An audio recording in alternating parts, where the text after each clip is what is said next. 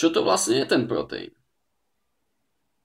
Je to chemikália, je to ten biely prášok, z ktorého síce zázračne rastú svaly, ale inak je zdraviu nebezpečný, alebo proteíny sú steroidy.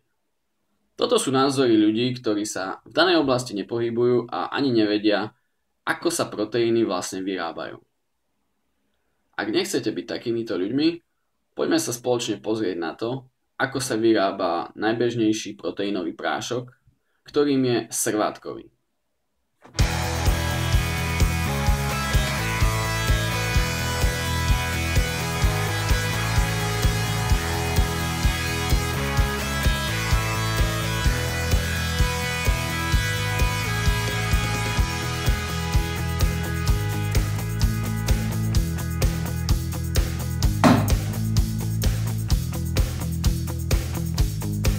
Na tejto schéme vám ukážem, ako sa vyrába takýto proteín. Na začiatku je krava. Krava dáva krabičkové mlieko, ktoré sa následne pasterizuje, teda upraví pri pôsobení vysokej teploty, aby bolo zbavené rôznych baktérií a podobne.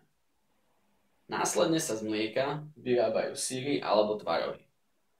Vedľajším produktom pri tejto výrobe je srvátka. Bielkovina, ktorú obsahuje mlieko, je zložená z dvoch druhov bielkovín. Tým je kazeín a srvátka. Kazeín ostáva v syroch alebo v tvarohu a srvátka je tento vedľajší produkt.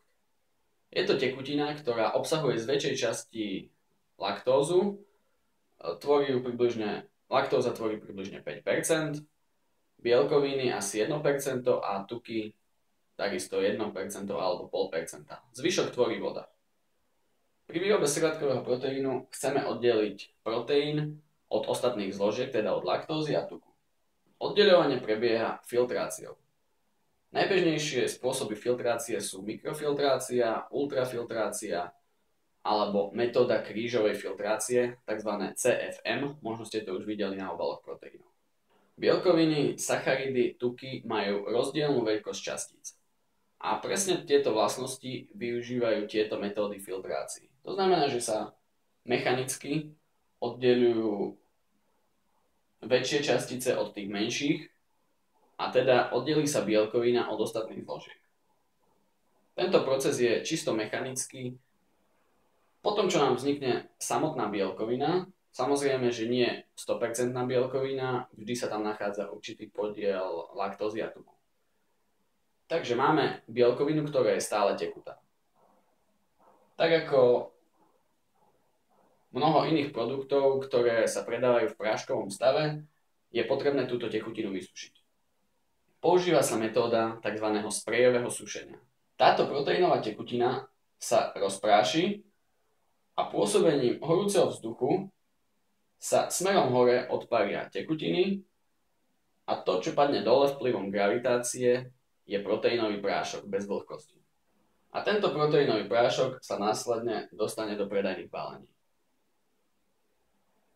Niekedy sa k tomu pridávajú aj ďalšie látky, ako je napríklad sojový lecitín, ktorý slúži ako emulgátor. Sú to rôzne farbivá, sladidlá a podobne.